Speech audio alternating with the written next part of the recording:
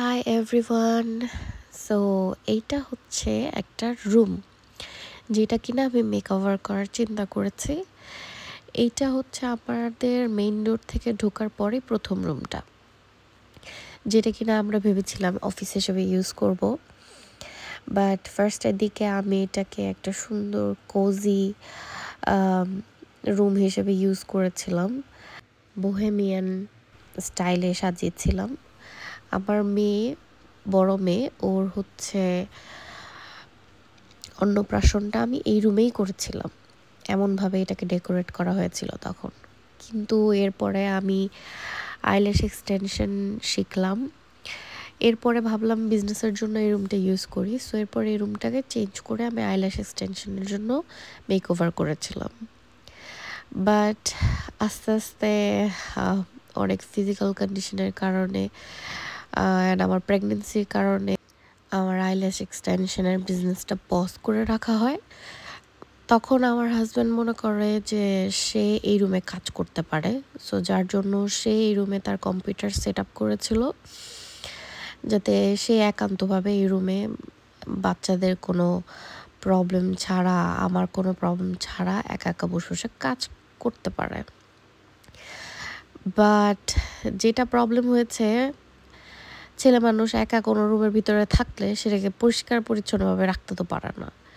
So দিন দিন রুমটার এই দশা হয়ে গেছে, অ্যান্ড এই দশা হয়ে যাওয়ার কারণে সে নিজেও ঠিক মতো কাজ করতে পারে না, আর আমি তো কাজ করি না এই রুমে, আর আমারও এই রুমে আসা হয় না যেহেতু সে এই রুমে কাজ করে। সো লিটারালি রুমটাকে জঙ্গল বানায় রেখে দিছে।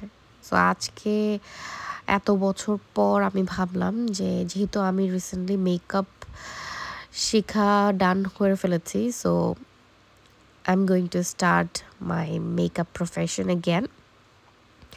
সো যার জন্য ভাবলাম যে এই রুমটাকে এমনভাবে একটু সেট আপ করি যাতে এক সাইডে ওর কাজ করার জায়গাটুকুও থাকে, আর আরেক সাইডে আমার কাজ করার জায়গাটা থাকে। বিকজ আলটিমেটলি আমার মেকআপ করার জন্য কোনো স্পেসই নাই। ইভেন মেকআপ যে করব, সেটার ভিডিও করব, সেটা খুব ডার্ক হয়ে যায়। এই রুমে আমার একটা লাইটও আছে, ফ্ল্যাশ লাইট, যেটা কিনা ফটোগ্রাফাররা ইউজ করে থাকে। সো এইটা ছাড়া আমার যদি পুরো আলাদা করে স্পেস না থাকে তাহলে আমি কী করে বা করবো। তো যার কারণে হচ্ছে আমি ভাবলাম যে ঠিক আছে, এই রুমটাকে আলাদাভাবে সেপারেট করে সাজাই, যাতে এক সাইডে তার কর্নার থাকে কাজ করার জন্য, আর অন্য সাইডে আমার কর্নার থাকে কাজ করার জন্য। Because makeup is not just a makeup for me, it's a work as well. So মেকআপটা আমার কাজও, যাতে আমি ভিডিও করতে পারি, আমি আমার টিউটোরিয়ালস করতে পারি, সাথে আমার যদি কখনো কোনো ক্লায়েন্টস আসে আমি তাদেরকে সাজাতেও পারি। সো ওইভাবে আমি রুমটাকে সেট আপ করতে চাচ্ছি। সো প্রথমেই যেটা আমি করলাম সেটা হচ্ছে যত হাবিজাবি জিনিসপত্র এই রুমে জমেছিল, কিছু বটলসের বিজনেস কয়েকদিন করা হয়েছিল আমার হাজব্যান্ডের। সো সেই বটলস অলমোস্ট সোল্ড আউট হয়ে যাওয়ার পরে কিছু থেকে গিয়েছিল, যেটা কিনা আমরা আর সেলের জন্য রাখি নাই, আমরা ওগুলো রেখেছিলাম পার্সোনাল ইউজেসের জন্য। তারপর কিছু ব্যাগ এখানে ছিল যেগুলো কিনা এনে এখানে রাখাই হয়ে গেছে, আর ওটাকে নিয়ে যাওয়া হয় নাই উপরে। সো বিকজ যেহেতু আমার ডাবল স্টোরেজ হাউস, সব কিছু দোতলার টেনে টেনে নিয়ে যেতে হয়, কারণ নিচের রুমগুলো হচ্ছে just for living room, entertainment room, bedroom নিচে কোনো কিছু নাই। আর আমাদের কাপড় চোপড়ের যা কিছু সব কিছু উপরে কাবার্ড সেট করা। সো যার জন্য হচ্ছে এই ব্যাগগুলোকে আমার উপরেই টেনে নিয়ে যেতে হবে, যেটা কিনা লেজিনেসের কারণে আর নিয়ে যায় নাই সে। সো এই রুমেই ছিল, সাথে আমার মেয়েদের ছোটোখাটো জামা কাপড় লাইক জ্যাকেট, সোয়েটার, এগুলাও এই রুমে ওই সোফার উপরে রেখে দিয়েছিল। সো এগুলোও আর সরানো হয় নাই।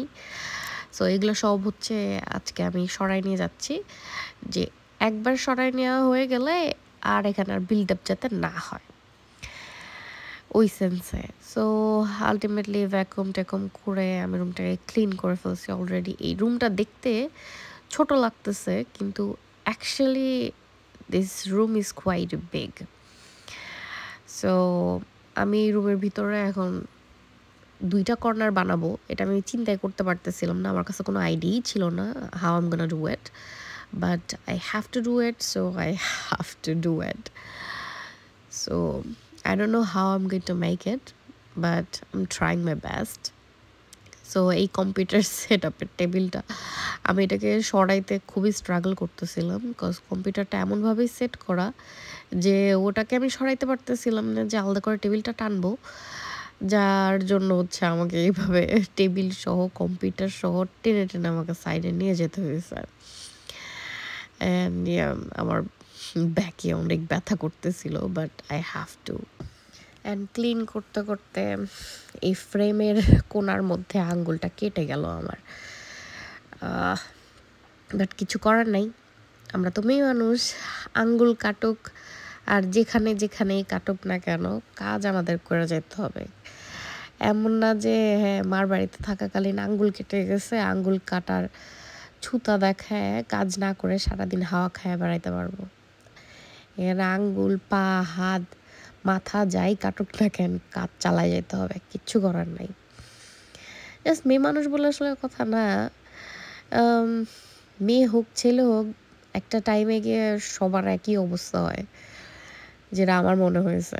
আমার জামাইরা এখনও কোথাও কাটা ফাটা হয়ে গেলে সে টেরও পায় না, তার রিয়েলাইজেশনও নাই যে সে তার কেটে গেছে। আমি তার জিজ্ঞেস করলে সে বলে যে ও কেটে গেছে মনে নাই, হয়তো বা কিছু একটা আঁচড় খেয়েছি কাজ করার সময়। সো আমি বলতে পারবো না যে শুধু মেয়ে মানুষ, কজ আমি আমার হাজব্যান্ড বোথই দেখা যায় সব টাইপের জিনিসই ফেস করি। একা থাকি, হেল্পিং হ্যান্ড কেউ নাই, তাছাড়া রিলেটিভও কেউ নাই আশেপাশে যে তাদের কাছে গিয়ে কোনো আবদার করব বা কোনো ঢং দেখায় কোনো কিছু বলবো যে না আমার এটা হয়েছে, আমি এটা করতে পারতেছি না, আমাকে একটু করে দাও। We have to do everything. মাঝে মাঝে কষ্ট লাগে, বাট কিছু কিছু জিনিসের ক্ষেত্রে মনে হয় যে না দূরে আছি, ভালো আছি। সেই চান্স আমি চেয়ারটাও সেট করে ফেলে একটা গোল্লা খাইয়ে নিলাম। এখনও কিছু কিছু জিনিস মিস করি, লাইক ছোটোবেলার বান্দরামিগুলো।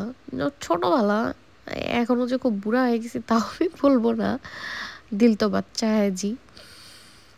বাট এখনও আমার নাগরদোলায় চড়তে মন চায়, এখনও আমার স্লাইড খাইতে মন চায়,